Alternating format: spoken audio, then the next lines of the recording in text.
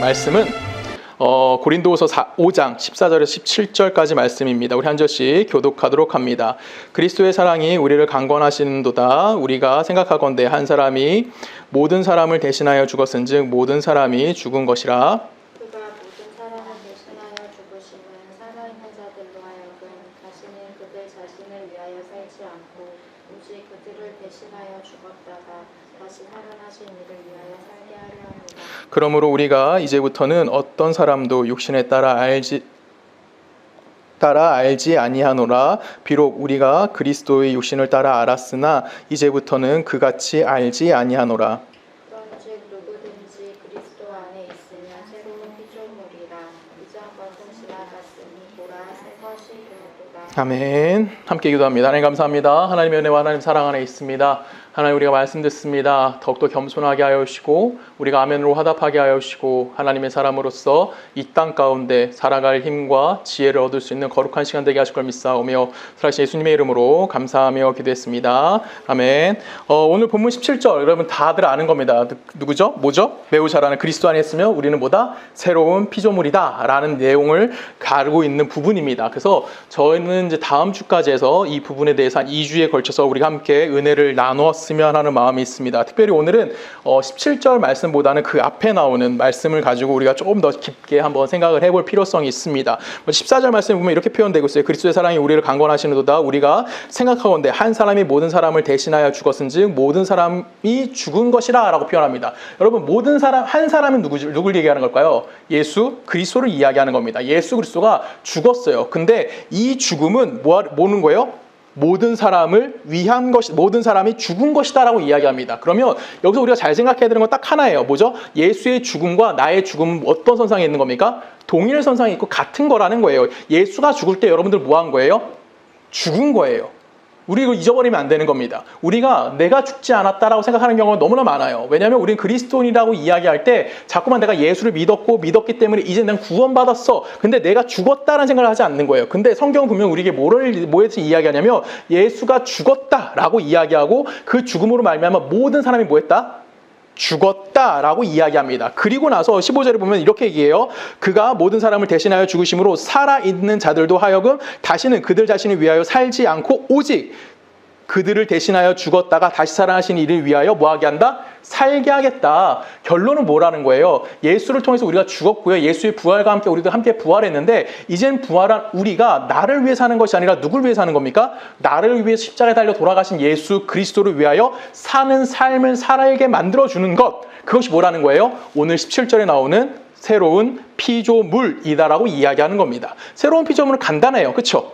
새로운 피조물은 뭐예요? 결론적으로 내가 누구를 위해 사는 삶을 사는 겁니까? 나 자신을 위한 삶을 사는 것이 아니라 하나님과 예수 그리스도를 위한 삶을 살아야 함에 대해서 이야기해 주는 것이 바로 새로운 피조물이다라고 이야기하는 겁니다. 그래서 우리는 내가 살아갈 때 항상 고민해야 되는 건 뭐냐면 하나님이 우리에게 요구하시는 삶의 자세가 무엇이고 또한 우리는 그 삶을 살아가기 위해서 내 안에 있는 힘이 과연 어느 정도 그것을 감당할 수 있는지, 내가 어느 정도의 수준까지 성장하고 있는지에 대해서 함께 고민을 해봐야 한다라는 거예요. 그래서 그리스도와 함께 내가 동참함을 통하여 그리스도와 함께 살리셨을 때 우린 뭐 하는 겁니까? 함께 살아났다라는 겁니다. 근데 문제점은 뭘까요? 우리가 항상 기억해야 되는 건 뭐냐면 예수가 십자가에 달려 죽었을 때 우리 역시 어디에 파묻혔다는 걸 기억해야 되는 거야. 예수와 함께 십자가 밑에 파묻혔다는 것을 기억해야만 한다라는 겁니다. 그리고 그 파묻힌 현장에서 우리는 또한 예수와 함께 뭐 하는 겁니까? 다시 살아났다는 것을 분명하게 우린 인식해야만 하는 거예요. 요거를 우리가 놓치게 되면은 우린 자꾸만 뭘 생각하게 될까요? 선과 후가 바뀌게 되는 거예요. 내가 죽었다는 생각하지 못하는 거죠. 그래서 자꾸만 내가 뭔가 하려고 할 때 내 안에 있는 죄성이 드러날 때, 그렇죠? 다 드러나잖아요. 우리 중에 죄성이 안 드러나는 사람이 어디 있어? 근데 그 죄성이 드러날 때마다 우리는 뭐 하는 거야? 마음의 찔림을 느끼는 거예요. 왜? 내가 아직 살아있다고 생각하기 때문에. 이걸 여러분 기억하셔야 되는 겁니다. 우리 로마서 말씀 같이 볼까요? 한 절씩 교독해 볼까요? 로마서 6장 3절입니다. 무릇 그리스도 예수와 합하여 세례를 받은 우리를 그의 죽으심과 합하여 세례를 받은 줄 알지 못하느냐? 그러므로 우리가 그의 죽으심과 합하여 침례를 받음으로 그와 함께 장사되었나니 이는 아버지의 영광으로 말미암아 그리스도를 죽은 자 가운데서 살리신 것 같이 우리도 또한 새 생명 가운데서 행하게 하려 함이라. 만일 우리가 그의 죽으심과 같은 모양으로 연합한 자가 되었으면 또한 그의 부활과 같은 모양으로 연합한 자도 되리라. 우리가 알거니와 우리의 옛사람이 예수와 함께 십자가에 못 박힌 것은 죄의 문이 죽어 다시는 우리가 죄에게 종노릇하지 아니하려 하느니. 아멘. 자, 그리스도와 함께 죽은 이유는 우리가 왜 예수와 함께 죽었다고 얘기합니까? 그리스도와 뭐하게 하기 위해서? 함께 다시 살아나기 위해서 뭐 하는 거예요? 우리가 죽었다라는 거예요. 그냥 결론적으로 나를 하나님이 죽이시는 건데 어떤 나를 죽이는 걸까요?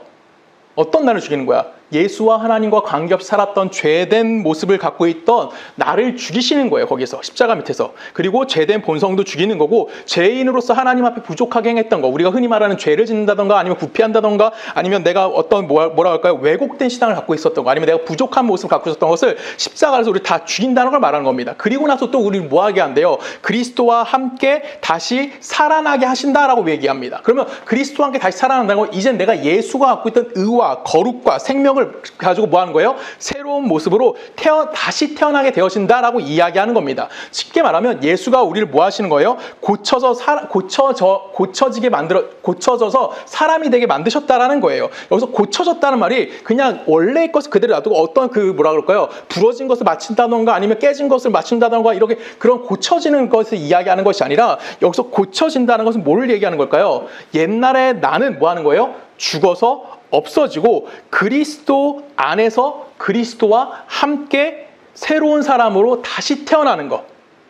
그것이 성경에서 이야기하는 우리에게 말하는 성화라는 겁니다. 여러분, 그래서 성화라는 것은 과거에 내가 존재하는 걸까요? 존재하지 않는 걸까요? 존재할까요? 존재하지 않을까요? 내 안에. 여러분, 성화하셨죠? 성화는 예수를 믿는 거예요. 그렇죠? 내가 거룩해졌다. 내가 의인이 됐다라고 이야기하는 게 성화입니다. 그러면 잘 생각해야 되는 거예요. 내가 예수를 믿고 있어. 그렇죠? 이미 성화가 됐어요. 그러면 예수와 함께 이미 나의 옛날에 죄된 모습은 어떻게 됐어? 죽어버렸죠. 그리고 다시 예수와 함께 뭐 했어요? 예수의 의와 거룩과 생명을 가지고 내가 다시 새롭게 태어나게 됐다고요. 그러면 옛날에 죄악에 있던 조성은 어떻게 된 걸까? 죽어서 없어진 거예요. 그리고 이제 난 뭐로 태어난 거야? 하나님의 사람으로서 새로운 모습으로 태어나게 되었다라고 성경 우리들에게 이야기하는 겁니다. 그래서 성화라는 것은 예전의 나와 지금의 내 안에서 뭐가 없다라는 거예요? 영속성이 존재하지 않는다라는 거예요. 이미 과거와 지금의 나는 뭐를 통해서? 예수 그리스도 통해서 끊어져 있는 거예요. 완전 다른 사람이 된 거예요. 이해 가십니까? 이걸 우리가 이해할 수 있어야만 하는 거예요. 바울이 오늘 우리들에게 새로운 피조물이라고 이야기하는 것은 과거에 있던 그 어떠한 모습이 이제는 내 안에 존재합니까? 존재하지 않습니까? 그런 악인의 모습은 존재하지 않는다라고 이야기하는 거예요. 그리고 이제는 예수로 말미암아 새롭게 태어난, 새로워진, 왜? 죽었잖아. 그렇죠? 예수와 함께 나 십자가에 막 죽었잖아. 그렇기 때문에 이제는 나는 예수와 함께 부활했기 때문에 새롭게 태어났는데 그건 누구로부터 태어난 거야? 예수로부터 태어난 사람이다라고 이야기하는 겁니다. 그럼 질문 하나 할게요. 자, 지혜야, 변화됐니? 변화된 사람이십니까? 아멘인 겁니다. 그렇죠? 우리는 다 변화된 사람이에요. 근데 여러분 알다시피 사람이 쉽게 변합니까? 변하지 않아요. 그렇죠? 예수를 믿으면 그렇지만 예수를 믿으면 변화된다라고 이야기하는 것은 뭐에 대해서 얘기하는 걸까요? 예수를 믿으면 우리가 어떻게 되는 거예요? 다른 사람이 되어진다라는 거예요. 우리의 육체의 모습은 변화되지 않습니다. 그렇죠? 하나님의 일하심도 크게 눈으로 보이는 그 하나님의 일하심도 변화되지는 않아요. 근데 무엇이 달라지는 걸까요? 우리가 이제는 과거에서 내가 토양을 놓고 죄 속에 토양을 놓고 죄의 틀 안에서 성장을 했다면 이제는 내가 뭐가 되는 거예요? 예수라는 틀 안에서 이제는 내가 예수로 말미암아 성장해가는 다른 사람이 되었다는 거예요. 뭐가 달라진 거예요? 기본적인 판이 달라진 거예요. 이해 가시죠? 내가 죄의 판을 갖고 있다가 이제는 예수라는 판 위에 또 다른 예수라는 틀 위에 나를 놓고 뭐 하는 거야? 찍어내고 있는 중이라는 겁니다. 그러면 예수의 삶과 내 삶이 동일할까요? 다를까요? 동일한 삶을 살아갈 수밖에 없게 되어지는 것이 누구의 인생이라는 거예요? 바로 우리 그리스도인들의 운명이다라고 이야기하고 있다라는 거예요. 우리가 이걸 이해하지 못하면 끊임없이 우리는 옛날 죄성된 모습에 갇혀들 수밖에 없는 거예요. 왜? 여러분, 죄 져요, 안 져요? 집니다. 나는 질까요, 안 질까요?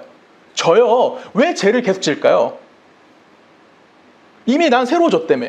이미 나는 과거의 죄라는 토양 위에서 이제는 어디로 옮겨왔어? 예수라는 토양으로 옮겨왔다며.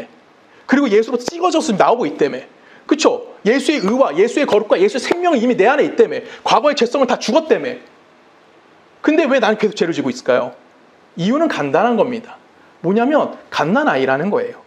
이제 태어나서 이제 우리는 그 예수를 알아가고 있는데 아직 내 육체는 그대로 있잖아. 그럼 내 머리와 내 생각은 아직도 어디를 뭘 갖고 있다라는 거야. 옛날에 죄성을 갖고 있어 생활했던 그 모습이 아직도 내 안에 남아있는 거예요. 그래서 내가 아직 그걸 완전히 다 잊어버리지 않았기 때문에 그것이 내 삶 속에서 발현되고 있는 것 뿐인 거고, 우리는 뭐 하는 거예요? 그것을 거절해 가고 있는 삶을 뭐 하고 있는 겁니까? 지금 살아내고 있는 중이다라고 성경은 우리들에게 이야기하고 있다라는 거예요. 그래서 로마서 6장 6절에 보면 이렇게 표현하죠. 미안해요. 우리가 알거니와 우리 옛사람 예수와 함께 십자가에 뭐 했대요? 못 박힌 것은 죄의 몸이 죽어 다시는 우리가 어디에? 죄에게 종노릇하지 아니하게 하겠다라는 거예요. 이해 가시죠? 이미 우리는 죄의 종이 아니라고요. 근데 아직 내가 뭐가 더 깊어? 여러분 뭘 더 많이 알고 있어요? 하나님을 더 많이 알고 있어? 아니면 세상을 더 많이 알고 있어요? 당연히 우리는 세상을 더 많이 알고 있어요. 세상을 더 많이 알고 있기 때문에 우리는 뭐 할 수밖에 없는 거야? 아직 거기에 습성이 남아있는 것 뿐이에요. 그렇잖아요. 여러분 습관이 쉽게 고쳐집니까? 고쳐지지 않아요. 근데 이제 내가 그걸 뭐 하고 있는 거야? 하나씩 거절해 가고 있는 중이라는 거예요. 그리고 이제 내 삶에 누구 걸 채워가는 거야? 하나님의 거룩함이 무엇이며 예수 그리스도의 십자가의 은혜가 무엇이며 예수 그리스도의 긍휼과 자비가 무엇인지를 내 삶에 채워나가고 있는 중이라는 겁니다. 이걸 여러분들이 잘 기억하셔야만 한다라는 거예요. 결국 나라는 사람은 죄인으로 태어난 건 맞아요. 그렇죠? 이건 성선설과 선악선애들이 이야기하는 거 아니에요. 인간은 모두 다 죄인으로 태어나는 게 맞습니다. 죄인으로 태어났던 내가 그리스도 안에서 죽었고요. 죽으심은 끝난 것이 아니라 이제는 하나님 나를 살려주심을 통하여 이제는 내가 누구 안에 사는 삶을 사는 거야? 그리스도 안에서 살아가는 사람이 되어진 거예요. 옛사람과 옛성품과 옛사람의 흔적은 아직도 갖고 있어. 하지만 그 자리에 뭐가 이제 쌓아가는 겁니까? 하나님의 것이 쌓아져 가고 있는 중이에요. 여러분, 하나님에 대한 경험이 우린 많지 않아요. 그래서 무서운 거예요. 세상에 내가 이렇게 뭐라 그랬죠? 세상의 걸 따라가는 것이 뭐 하는 거예요? 잠깐만 두렵고 무서울 때가 많다라는 겁니다. 우리 에베소 말씀 가볼까요? 에베소 4장을 갑니다. 4장 17절. 한 절씩 읽어볼까요? 그러므로 내가 이것을 말하며 주 안에서 증언하노니 이제부터 너희는 이방인이 그 마음에 허망한 것으로 행함 같이 행하지 말라. 그들의 총명이 어두워지고 그들 가운데 있는 무지함과 그들의 마음이 굳어짐으로 말미암아 하나님의 생명에서 떠나 있도다. 그들은 감각 없는 자가 되어 자신의 방탕함에 방임하여 모든 더러운 것을 욕심으로 행하되 오직 너희는 그리스도를 그같이 배우지 아니하였느냐. 아멘. 자, 바울이 지금 이야기하고 있는 건 뭘까요? 너희는 오직 그리스도를 뭐같이 배우지 않았대요? 뭐같이 배우지 않았대? 뭐라고 돼 있죠? 뭐같이 배우지 않았대, 얘들아? 그같이가 뭐야? 17절부터 19절까지 나오는 누구의 사랑과 이방인의 모습과 같이 너희는 예수를 배우지 않았어라고 이야기해요. 이건 뭘 얘기하는 거예요? 너희는 이방인이 아니라는 거예요. 너희는 이렇게 사는 자들이 아니라 이걸 갖고 있는 자들이 아니라 이젠 뭘 갖고 있는 자들이야? 예수라는 틀을 갖고 있다라는 거예요. 그래서 우리는 너희가 그리스도를 이같이 배우지 않았다라는 건 뭐예요? 우리가 가지고 있는 틀이 무엇이냐? 우리가 갖고 있는 근본 토대가 어디에 있느냐? 우리는 어디에다 근본적인 성품을 두고 살아가고 태어나서 출생했느냐는 의미를 우리가 이해하고 있느냐로 질문을 던지는 겁니다. 여러분 그리스도인이십니까? 아멘이에요. 그렇죠? 우리는 이걸 거부할 수가 없어요. 왜? 이미 내 안에 누가 살아있는 걸 인정해. 하나님이 살아있다는 걸 알고 있는 자들이잖아요. 그렇기 때문에 나는 그리스도라는 사실 거부할 수 없기 때문에 이미 나는 이같이 세상 사람들 같이 방탕에 방임하지 않는 자들로 살아가고 있다고요. 그게 누구의 삶인 거야? 우리 그리스도인의 삶이라는 겁니다.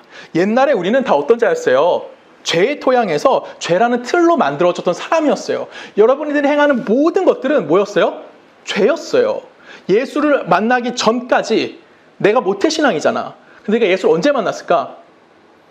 몰라. 그냥 내 생각엔 중고등학교 때 만난 것 같아. 중학교 2학년 때 내가 찬양 집회 가서 눈물 흘려서 기도하면서 이때 만난 것 같아.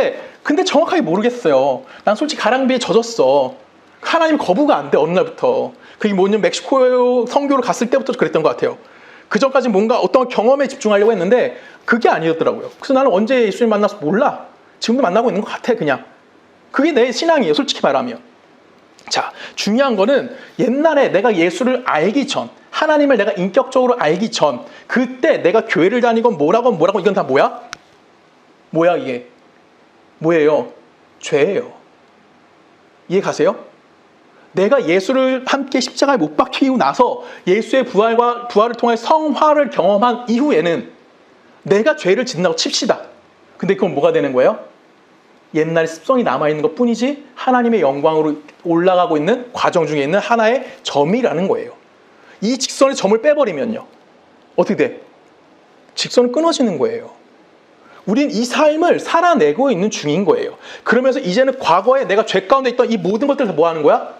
어느 순간 작아지는 거고요. 내가 갖지 못했던 하나님에 대해서 점점 뭐가 되는 걸까요? 커가게 되어진다라는 겁니다. 다윗도 이렇게 고백해요. 다윗이 밧세바 사건 이후에 이렇게 고백합니다. 51장 시편 51편에 보면은 내가 죄악 중에 출생하였으므로 어머니가 죄악 중에 나를 뭐했다? 잉태하였다. 난 뭐에 태어나기 전부터 뭐였다라고 얘기하는 거야? 죄인이었어. 근데 밧세바 사건 이후에 내가 죄인이라는 사실을 드디어 뭐 한 거야? 얘는 깨닫게 됐다고요. 이게 다윗의 고백인 거예요. 그 죄를 누가 가려줬대? 그리고 하나님이 답을 얘기했죠. 하나님이 그 죄를 뭐했다?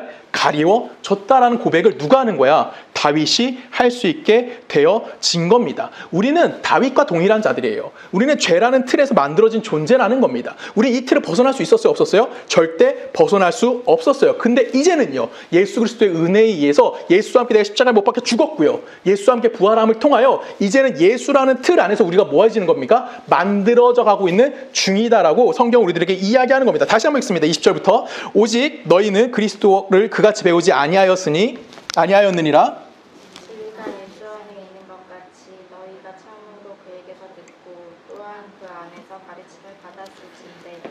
자, 뭐라고 되어 있습니까? 너희가 진리가 예수 안에 있는 것 같이 너희가 참으로 그에게서 듣고 또한 그 안에서 가르침을 받았다라는 거예요. 그는 누구예요? 예수예요. 그럼 우리는 다 어디 안에 있는 거야? 지금 예수 안에 존재하고 있다라는 겁니다. 과거에 우리는 내가 삶을 살아갈 때 내 삶의 모든 재료는 뭐였어? 죄였어요. 지금은요, 내 삶의 모든 재료는 누구예요? 예수 그리스도라는 겁니다.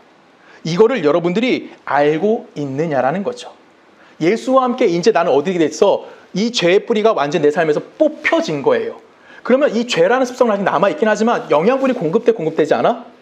공급되지 않죠. 그럼 이 죄의 습성은 어떻게 될까요? 결론적으로 어느 순간 다 죽어버리는 거예요. 우리는 이건 성화의 과정이라고 이야기하는 겁니다. 그러면서 내 안에 뭐가 정말 생겨나는 거야? 예수라는 뿌리가 계속해서 생겨나가고 있는 거죠. 그래서 우리는 점점 뭘 거절하게 되는 거야? 뭘 거절하는 겁니까? 죄를 거절하는 사람이 되어지는 겁니다. 여러분, 세상 사람들이 죄를 거절합니까? 아니죠. 세상 사람들은 자기에게 이익이 되면 죄도 짓습니다. 당연히. 근데 우리는요, 내가 손해를 보게 되더라도 죄의 길이라면 우린 그 길을 갑니까? 안 갑니까? 안 가는 거죠. 처음엔 가요.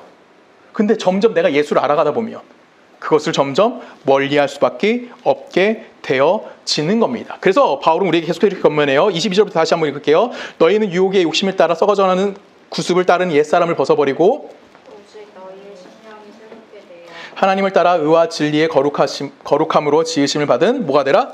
새 사람이 되라라고 이야기합니다. 여러분, 새 사람이 되라는 건 어떤 의미일까요? 옛날에는 좀 꾸죽꾸죽했는데 지금 멋진 사람이 되라 이런 얘기를 하는 걸까요? 아닙니다. 이건 좀 남녀 비판하는 얘기는 아니에요, 여러분. 그냥 제가 어떤 단어가 맞을까라고 했는데 이게 잘 맞는 표현인 것 같아요. 남자는 남자답게, 여자는 여자답게, 부모는 부모답게, 자녀는 자녀답게 삶을 살라는 겁니다. 이해가 돼요? 어떠한 좀 이렇게 모질란 것을 채워가지고 좀 더 멋진 사람이 되라는 것이 아니에요, 새 사람은. 새 사람은 어떤 사람인 거예요? 하나님의 백성 다음을 유지하라는 겁니다. 그리스도인 다음을 유지하라는 거예요. 쉽게 말하면 너는 어떤 예를 들어서 이게 좋고 이게 나쁘다라고 했을 때 어떤 것을 선택해야 하지라는 결론을 선택을 해야 되는 입장에 서 있는 것이 아니라 우리는 이미 선택되어진 길에 서 있는 거예요. 그리고 그 길을 뭐 하는 겁니까? 그 길을 걷는 사람처럼 삶을 살아가야만 한다라는 겁니다. 쉽게 말하면 너답게 살라라는 거예요. 그리스도인답게 살아내라고 이야기하는 겁니다. 그래서 20절 말씀 이제 다시 한번 우리가 이해할 수 있을 거예요. 그러면 오직 너희는 그리스도를 그같이 배우지 아니하였다. 우리는 예수를 어떻게 배웠어요? 몰라요. 그렇잖아. 여러분, 예수 어떻게 배웠어? 몰라. 이제 배워가고 있는 겁니다. 내가 그동안 알고 있던 것들을 다 지워가면서 이제는 내가 예수로 말미암아 지어졌기 때문에 그 예수로부터 공급되어지는 삶을 배워가는 중이에요. 그러면 당연히 내가 실수할까요? 실수하지 않을까요? 실수하는 겁니다. 내가 당연히 넘어질까요? 안 넘어질까요? 넘어지는 거예요. 내가 유혹을 이겨낼 수 있을까요? 유혹에 질까요? 지는 거예요. 그게 당연하다라고요. 왜? 우리는 새 사람으로 지금 뭐하고 있어? 성장해 가고 있는 거예요. 이미 여러분은 뭐예요? 새 사람이라고요. 근데 아직까지는 내가 뭐하고 있는 거야? 예수라는 것을 통해서 공급받으면서 성장해가는 과정을 살아내고 있다는 것을 여러분이 꼭 기억하셔야만 한다는 겁니다. 우리는 완전히 다른 사람이 되었다는 것을 여러분 먼저 기억하셔야 되는 거예요. 우리가 이걸 이해하지 않고 자꾸만 내가 좀 더 멋진 사람이 돼야지, 좀 더 좋은 사람이 돼야지 이렇게 착각한다면 우리는 뭐밖에 안 돼요? 세상에서 경쟁하는 사람들과 동일해지는 거예요. 나는 조성호 목사보다 좀 더 거룩한 삶을 살아야지. 나는 다른 사람보다 좀 더 좀 더 헌금을 많이 해야지. 우리는 자꾸만 이런 경쟁만 하게 된다고요. 그것이 아니라 이미 우리는 그리스도 안에서 어떤 자가 된 거예요? 완전한 자가 됐다고요. 그리스도란 토대 위에 있어요. 그러면 예수가 무너지는 반석입니까? 예수가 무너질까요? 그럼 기독교인이 없어요. 2000년 동안 어떻게 왔겠니? 예수란 반석은 무너지지 않아요. 그 위에 우리는 서 있는 겁니다. 이 위에서 넘어지면 넘어진 거예요. 이 위에 쫓겨나나요? 아니죠. 이 위에 그냥 우리는 살아내고 있는 중인 겁니다. 이 삶을 우리는 알아야 하는 거고요. 그래서 우리는 완전히 다른 사람이 되었다는 거. 왜? 예전에는 죄가 나에게 공급해줘서 내가 죄로 성장했는데 이제는 내가 누구로부터? 예수로부터 생명력을 공급받고 예수로부터 의를 공급받고 예수로부터 거룩을 공급받음을 통하여 내가 그 의와 거룩과 생명으로 채워지는 삶을 살아내가고 있다라는 겁니다. 예수라는 틀이 나를 예수라는 틀에 박아놓은 거고요. 그 박아놓은 상태에서 뭐 한 거예요? 찍어서 그대로 살려난 거예요. 이해 가시죠? 그럼 여러분 뭐가 되는 겁니까? 예수와 같은 삶을 살아가는 자가 되어지는 겁니다. 하지만 우리는 아까도 얘기했듯이 자꾸만 뭐예요? 세상의 유혹 가운데 넘어집니다. 세상 우리를 향해서 맨날 손가락질하죠. 야, 네가 무슨 목사야? 야, 네가 무슨 그리스도인이야? 네가 무슨 교회를 다녀? 네가 무슨 뭐 대단한 사람이야? 아니요. 우린 맨날 거기서 넘어집니다. 왜? 대단해지고 싶어지거든요. 세상 사람들 인정받고 싶어 하거든요. 우리가 옛 성품이 우리가 죄인이라고 잠깐만 몰아세울 때 우리는 뭐 하게 될까요? 두려워할 필요가 없습니다. 왜? 내가 성화의 과정은 끊임없이 뭐가 필요한 겁니까? 시간이 우리에게 요구되어지기 때문에 그래요. 그래서 고린도서 5장 17절 그런즉 누구든지 그리스도 안에 있으면 뭐다? 새로운 피조물이다. 아멘이십니까?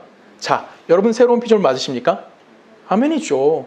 이걸 우리는 거부할 수가 없는 거예요. 우리는 이미 새로운 피조물로 태어나 있는 사람들인 겁니다. 근데 아직 뭐가 있는 거야? 과거의 죄성을 갖고 있는 내 습관과 내가 쌓아놓은 그 어떤 업적들이 남아있는 거예요. 그것이 사라져가는 순간까지 우리는 뭘 채워가는 겁니까? 그리스도로 채워져가는 삶을 살아야 한다라는 거예요. 왜? 이제는 여러분들의 삶에 공급되어지는 모든 것들은 누구로부터 오는 거야? 누구로부터 오는 거야? 예수 그리스도로부터 공급되어지고 있기 때문에 그렇다라는 겁니다. 아멘이십니까? 우리가 여기서 아멘 해야 되는 거예요.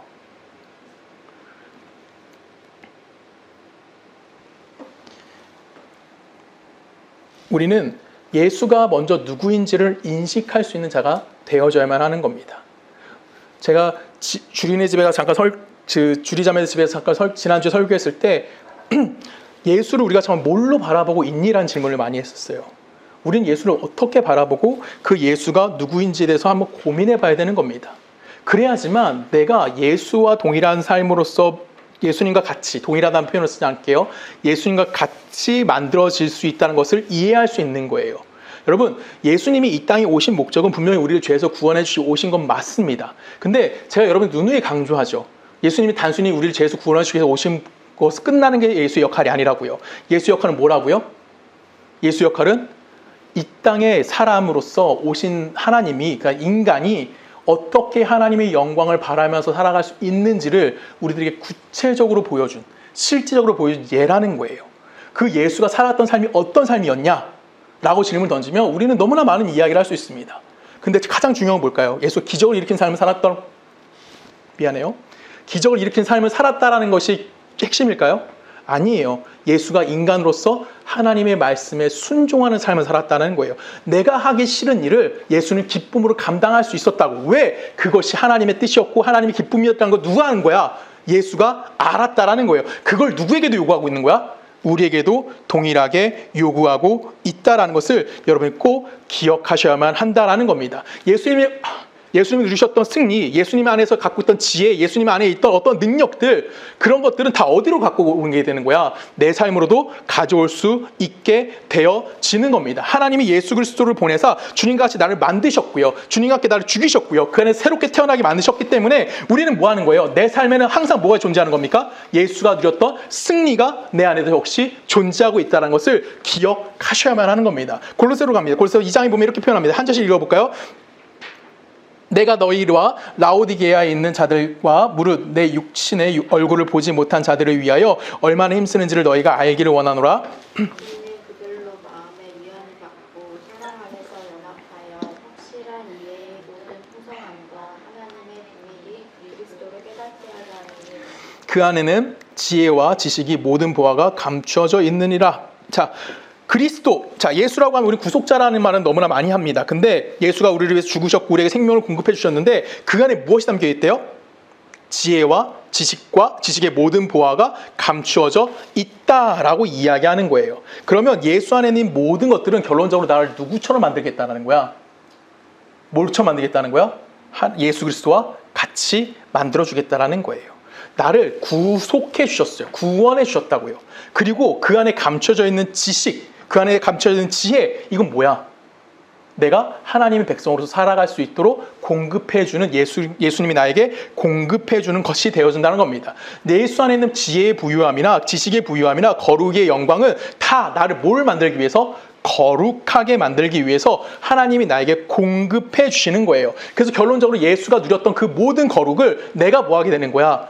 소유할 수 있게 만들어 준다라는 겁니다. 자, 여기서 우리가 착각하면 안 되는 것이 하나 있어요. 뭘까요? 예수는 분명히 거룩하신 자 맞습니다. 예수의 거룩은 차고 넘치시는 겁니다. 그러면 예수가 남으니까 그 거룩이 남으니까 나 던져준 걸까요? 야, 얘다 거룩이나 받아가라 하고 던져준 걸까요? 아니면 내가 예수한테 가서 그 거룩을 좀 빌려오는 걸까요? 아니에요. 그쵸? 지금 이제 성경에서 말하는 거룩의 자리는 하나님이 우리에게 주신 자리예요. 근데 그 자리까지 채워지도록 하나님이 뭐 하는 겁니까? 우리를 성장시키고 있는 거고요. 하나님의 형상대로 우리를 뭐 할게요? 예수의 형상을 우리에게 본받게 해주고 있다라는 겁니다. 이걸 여러분들이 항상 기억하며 살아야 한다라는 거예요. 성도의 궁극적인 목표는 뭘까요? 하나님 우리에게 요구하시는 것은 처음부터 우리에게 거룩함을 요구하실까요? 맞아요. 우리에게 거룩함을 요구하시는 겁니다. 근데 행위의 거룩함이 아니죠. 하나님의 거룩함을 알아가는 것을 우리들에게 요구하시는 겁니다. 그래서 그 안에서 실패하길 원하시는 거예요. 왜? 너가 갖고 있는 세상적인 지혜식으로는 뭘 이룰 수 없어? 하나님의 거룩에 다가갈 수가 없어 라고 이야기하는 거예요. 그래서 우리에게 거룩을 요구하시면서 너가 실패하는 걸 하나님은 바라보시는 겁니다. 어디 위에 놓고? 예수의 위에 놓고. 그래서 그건 실패입니까? 아닙니까? 아닌 거예요. 그것이 잘못된 걸까요? 아닌 겁니다. 그건 당연하게 우리가 겪어가면서 하나님의 마음이 무엇이고 예수 그리스도에 공급되는 지혜가 무엇이고 예수 그리스도가 우리에게 주고자 하는 지식이 무엇인지 그 풍요로움이 무엇이고 거룩이 무엇이고 영광이 무엇인지를 알아가는 모습이라고 성경 우리에게 이야기하는 거예요. 그래서 8절에서 또한 이렇게 얘기합니다. 8절부터 읽습니다. 8절부터 10절까지 누가 철학과 헛된 속임수로 너희를 사로잡았을까 주의하라. 이것은 사람의 전통과 세상의 초등학문을 따름이요 그리스도를 따름이 아니니라. 너희도 그 안에서 충만하여졌으니 그는 모든 통치자와 권세의 머리시라. 자, 9절 말씀 이해 가십니까? 그 안에 신령의 모든 충만이 어디로? 육체로 거하시고. 자, 예수 그리스도를 얘기하는 거예요. 우리가 말하는 신령은 영적인 거잖아요. 신성한 건 영적으로 생각하는데 그 어디로 모인다고요?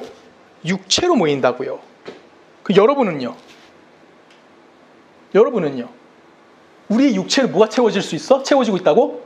신령한 모든 것들이 채워지고 있는 거예요. 그게 예수 그리스도가 우리에게 보여준 모습인 거고 모델로 우리에게 보여주신 거고요. 하나님의 비밀을 부유하게 갖고 있는 우리도 예수를 통해서 알게 만들어주시는 거고요. 종국적으로는 어디에 도달하는 겁니까? 그 현장에 도달할 수 있다라고 성경 우리들에게 이야기해주고 있는 겁니다. 여러분 누구십니까? 믿음의 결말은 어디일까요? 구원의 목적지 어디일까요? 우리가 가지고 있는 영광, 그것은 어떤 문제를 가지고 있을까요? 우리가 이거에 대해서 너무나 생각하지 않고 신앙생활들을 하고 있다는 겁니다. 하지만 성경은 끊임없이 우리들에게 이야기하는 건 딱 하나예요. 네가 그리스도인이라는 거. 네가 하나님의 백성이라는 것을 잊지 말라라고 이야기하는 겁니다. 우리는 너무나 부족합니다. 저도 부족합니다. 너무나 힘들어요. 너무나 답답할 때도 많고요. 죄 지을 때도 많고요. 화를 낼 때도 많고요. 너무 안 좋은 삶을 살 때도 많습니다. 근데 성경은 우리에게 뭐라고 얘기합니까? 모자라는 것 가운데, 그 모자란 것 가운데 다시 일어나라라고 이야기하는 거예요. 왜? 넌 어디 있다? 죄의 토양이 아닌 그리스도의 토양에 있다라고 이야기하는 겁니다. 그래서 우리는 뭐 할 수 있는 거예요? 다시 그 자리에 서서 하나님의 사람으로서 삶을 살아내야만 한다라고 이야기하는 겁니다. 여러분 어디서 태어나셨습니까? 여러분 어디서 태어나셨어요? 먼저 거꾸로 물어보겠습니다. 여러분 어디서 죽으셨습니까? 예수 그리스도에서 죽었습니다. 여러분 어디서 태어나셨습니까? 예수 그리스도 안에서 태어나셨습니다. 예수 그리스도 안에 죄악이 있을까요? 예수 안에 부족함이 있을까요? 예수 안에 나약함이 있을까요? 예수 안에 넘어짐이 있을까요? 없습니다. 여러분 안에는요, 없는 겁니다. 우리는 그 예수와 함께 삶을 살아내고 있는 거고요. 이것이 성경에서 말하는 중생했다는 표현을 쓰겠습니다. 중생한 새 사람으로서의 삶을 살아나가고 있는 겁니다. 고린도서 1장 30절에 보면 이렇게 표현합니다. 너희는 하나님으로부터 나서 그리스도 예수 안에 있고 예수는 하나님께로부터 나와서 우리에게 지혜와 의로움과 거룩함과 구원함이 무엇다? 되셨다. 여러분, 너희는 누구부터 났습니까? 여러분 누구부터 났습니까? 하나님부터 났고요. 예수 안에 있고요. 예수는 하나님으로부터 나서 우리에게 뭘 주셨습니까? 당신의 지혜와 의로움과 거룩함과 무엇을 주셨어요? 구원을 주셨다라고 이야기하는 겁니다. 그럼 여러분들은 누구와 동일한 모습을 갖고 있는 겁니까? 예수와 동일한 모습을 가지고 있다라는 것을 여러분이 꼭 기억하셔야만 한다라는 겁니다. 성경은 그래서 우리에게 없는 걸 하라고 이야기하지 않습니다. 성경은 우리 안에 이미 준비되어져 있는 하나님의 것을 키워가는 싸움을 하라고 이야기하는 거예요. 우리의 인생은 내 안에 있는 것이 무엇인지 발견하고 내가 그것에 얼마나 성장해 갈 수 있는지를 끊임없이 이야기하는 것이 뭡니까? 성경의 가르침이라는 겁니다. 그래서 여러분은 뭡니까? 새로운 피조물이며 예수를 믿는 자라고 이야기하는 거고요. 그리스도 안에서 새롭게 출생한 자들이라고 이야기하는 겁니다. 그럼 여러분 옛사람과 지금 여러분들과는 어떤 연결고리가 있을까요? 없을까요? 연결고리가 없다라는 겁니다. 그것이 성경에서 이야기하는 뭘까요? 새 사람인 거예요. 근데 우린 내가 새 사람이 된 건 인정해. 근데 조성원이 성격이 급하죠? 내가 성격 급하잖아. 그렇죠? 집사람님, 내가 성격 급해요? 안 급해요? 엄청 급하죠. 근데 난 왜 안 바뀌었지? 이런 건 바뀌지 않는다라는 거예요. 여러분, 이거 착각하지 말라라는 거예요. 느린 사람은 느린 사람대로 살아가는 거고요. 빠른 사람은 빠른 사람대로 살아가는 거예요. 근데 그 방향성이 달라지는 거죠. 예전에 조성은이 빠르고 급했던 거는 죄짓기에 급하고 죄짓기에 빨랐던 거예요. 근데 지금은요, 하나님의 거룩을 위해서 급한 거고 하나님의 거룩을 쫓아가기 위해서 빠른 삶을 살고 있는 겁니다. 느린 사람은요, 옛날엔 죄 짓는 것이 느렸고 그런 것을 느린 행동을 했는데 지금은요, 하나님의 것을 담아내기에 그 모습을 동일하게 드러내고 있다는 겁니다. 그래서 여러분 성격이 느리다던가 성격이 빠른다던가 성격이 지랄 맞다던가 성격이 겁나 좋다던가 이런 건 중요하지 않습니까?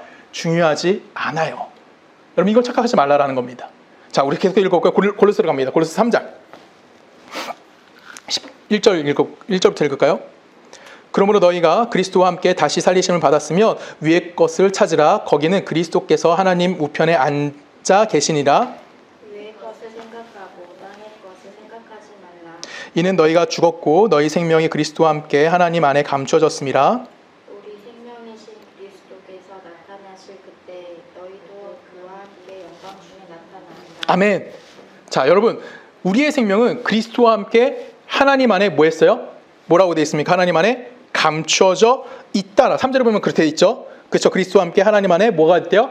감춰져 있다라고 얘기합니다. 그리스도와 함께 다시 살리심을 받았어요. 그렇죠. 그래서 우리는 어디 걸 바라보래요? 위의 것을 찾으라, 위의 것을 바라보라라고 성경은 우리들에게 이야기해 줍니다. 그 위의 것이 뭘까요? 1절 마지막에 뭐라고 되어 있습니까? 1절 마지막에 하나님 우편에 앉아 계신다. 우리가 뭐를 어디 가는 겁니까? 우리도 하나님 우편에 가서 서 있어야 하는 것이 우리의 목표라고 성경 우리들에게 이야기하는 거예요. 거기서 우리는 거기가 그러니까 예수님의 옆자리가 누구의 자리인 거예요? 나의 자리인 거고 우리 모두의 자리인 겁니다. 그렇게 우리는 뭘 받은 자들이에요? 지음을 받은 자들이라는 겁니다. 성경 계속해서 읽습니다. 5절 읽습니다. 그러므로 땅에 있는 지체를 죽이라. 곧 음란과 부정과 사욕과 악한 정욕과 탐심이니 탐심은 우상 숭배니라. 이것들로 말미암아 하나님의 진노가 임하느니라. 너희도 전에 그 가운데 살 때에 그 가운데서 행하였으나 이제는 너희가 이 모든 것을 벗어버리라. 곧 분함과 노여움과 악의와 비방과 너희 입에 부끄러움 하리라. 너희가 서로 거짓말을 하지 말라. 옛사람과 그 행위를 벗어버리고 새 사람을 입었으니 이는 자기를 창조하신 이의 형상을 따라 지식에까지 새롭게 하심을 입은 자니라. 아멘. 자, 지금 누구 얘기를 하는 걸까요? 누구 얘기할 거예요? 옛사람 얘기하는 거예요. 그쵸? 옛사람은 이렇게 살았어. 이렇게 악하게 모습을 살았어. 라고 이야기하는 거고요. 지금 우리에게 뭐라고 얘기하는 걸까요? 뭐 하래요? 새 사람을 입었으니 이는 자기를 창조하신 이의 형상을 따라 지식에까지 새롭게 하심을 입은 자들이라. 그쵸? 우리의 모든 것들은 옛사람 행위가 남아있는 것이 아니라 옛사람이 아닌 이제 새 사람, 누구로부터 공급되어지는 하나님부터 공급되어지는 삶을 살고 있다라는 거예요. 이거를 조금 더 신학적으로 이야기하면 하나님으로부터 새 창조를 입은 자들이라고 표현할 수 있는 겁니다. 그래서 우리는 그 하나님의 백성으로서 예수 그리스도라는 모델을 가지고 그 모델의 삶을 그대로 뭐 하는 겁니까? 배워가는 건데 어디까지? 우리의 지식에까지 새로움을 갖게 되어지는 겁니다. 여기서 말하는 지식은 무슨 지식을 얘기하는 거예요? 수학일까요? 영어일까요? 국어일까요? 그런 지식이 아니죠. 여기서 말하는 지식은 뭐에 대해서 얘기하는 거예요? 거룩에 대한 지식인 거고요. 생명에 대한 지식인 거고요. 진리에 대한 지식, 본성에 대해서 이야기하는 겁니다. 이런 의미에서 새로운 본성, 새로운 취향, 아니면 새로운 갈증, 거룩에 대한 소망, 이런 것들을 우리가 기뻐하는 자라는 것을 알게 되어지는 겁니다. 우리 본문 17절 제가 다시 한번 읽겠습니다. 그런즉 누구든지 그리스도 안에 있으면 새로운 피조물이라. 이전 것은 지나갔으니 보라 새 것이 되었도다. 여러분 이 말씀을 다 이해하셨으리라 믿습니다. 각자 자신의 인식해야 하길 바랍니다. 우리는 이미 뭐한 자들이에요? 옛사람을 죽은 자들입니다. 근데 아직도 우리는 옛사람에서 벗어나지 못하는 이유는 그 기억이 아직 너무나 많이 남아있기 때문에 그래요. 새 사람으로서의 삶이 아직 우리의 경험이 쌓여있지 않기 때문에 너무나 불안한 거예요. 이렇게 가는 게 맞나? 왜? 우리는 경험해보지 않은 길을 가야 되기 때문에. 태어나면서 우리는 뭐에서 태어났어? 죄에서 태어나서 죄에서 성장했잖아요. 그래서 이렇게 가는 길이 맞는 것 같은데 이제는 우리는 어디에 있는 거야? 예수 안에서 다시 태어났잖아요. 이걸 살아가니까 너무 어려운 거예요. 그래서 정말 일로 꺾이려고 싶어 하는 거예요. 근데 우리가 어디까지 변화되는 겁니까? 우리의 지식이 완전히 변화되는 데까지 우리는 뭐 하는 겁니까? 성장해야 되는 거예요. 그래서 우리 안에 무엇이 필요한 거냐면 시간이 필요한 거고요.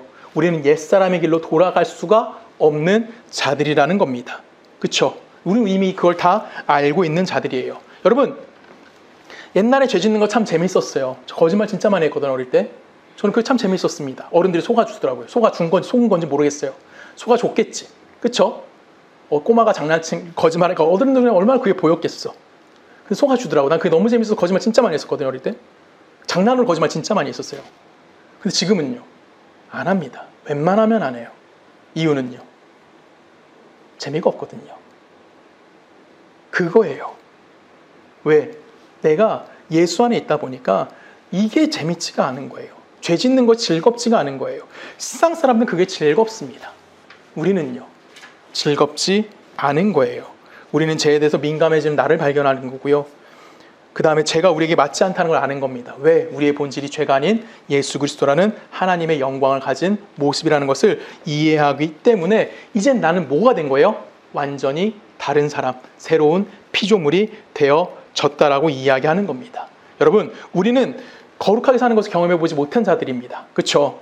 그래서 우리는 앞으로 계속 경험을 해나가야만 하는 겁니다. 두려울 때도 있고요. 안타까울 때도 있고요. 걱정이 될 때도 있고요. 무서울 때도 있을 겁니다.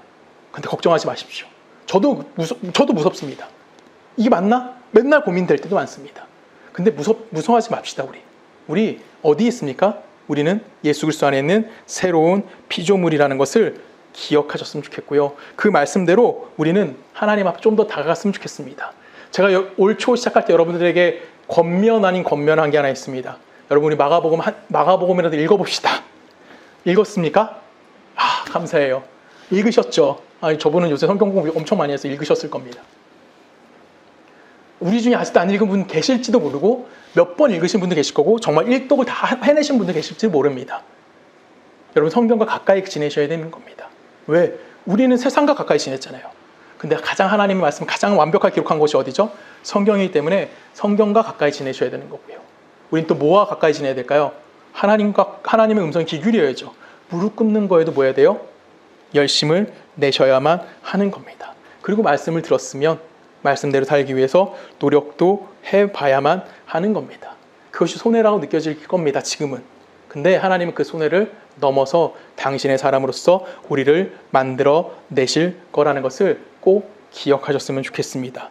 그 속에서 세상을 이기는 믿음을 이제 가지게 될 것입니다. 그리고 우리는 그 믿음을 가진 자가 또한 나라는 사실을 언젠가는 인정할 수 있는 그런 삶을 살아낼 겁니다. 우리 서초동네교회가 그런 교회가 됐으면 좋겠습니다. 서초동네교회가 커지면 좋겠어요. 솔직히 사람도 많아졌으면 좋겠고 안정적인 교회가 됐으면 좋겠고 지정적인 어려움도 없었으면 좋겠습니다. 근데 그건 제 욕심인 거예요. 하나님의 욕심은 우리가 새로운 피조물로서 하나님의 거룩함을 담아내는 한 사람 한 사람이 되기를 원하신다라는 것을, 그 복됨을 누릴 수 있는 우리 서초동교회 모든 성도님 되기를 주님의 이름으로 간절히 부탁드립니다. 우리 함께 기도하시겠습니다. 사랑하는 하신 하나님 감사합니다. 죄에서 태어나 예수 그리스도를 알게 됐고 예수 그리스도와 함께 십자가에 못 박혀 죽었고 예수와 함께 새롭게 부활한 새로운 피조물인 우리들입니다. 하나님, 우리가 이제는 예수 안에서 하나님으로부터 공급되어지는 거룩과 생명과 의를 누리며 내 삶에 채워나갈 수 있는 복된 자들이 되어줄 수 있도록 우리와 함께하여 주시옵소서. 이제는 우리 주 예수 그리스도의 은혜와 성부 하나님의 사랑과 성령님의 내주되심이 하나님의 백성으로서 오늘의 실패를 두려워하지 않고 내일의 하나님을 더 바라며 살아가기를 소원하는 우리 서초동역의 모든 성도님들의 삶과 그들의 가정과 그들의 직장과 그들이 살고 있는 모든 나라 가운데 지금부터 영원히 함께 하시기를 간절히 축원하옵나이다.